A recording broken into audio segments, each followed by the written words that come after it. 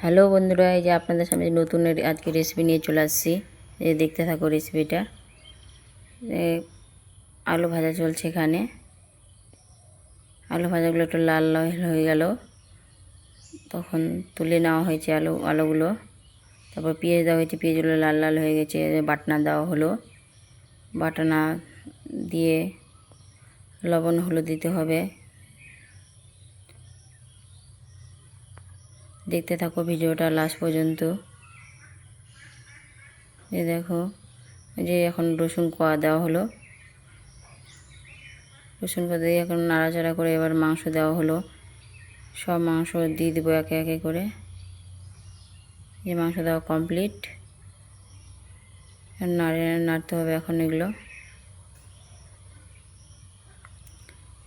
হাঁসের মাংসের ঝোল রান্না হবে, দেখো খেতে টেস্টি হবে। যে কষা হয়ে গেছে, চলছে কষা। দুটো হাঁস কাটা হয়েছিল, অনেকগুলো মাংস। একটা তো অনেক বড় হাঁস ছিল,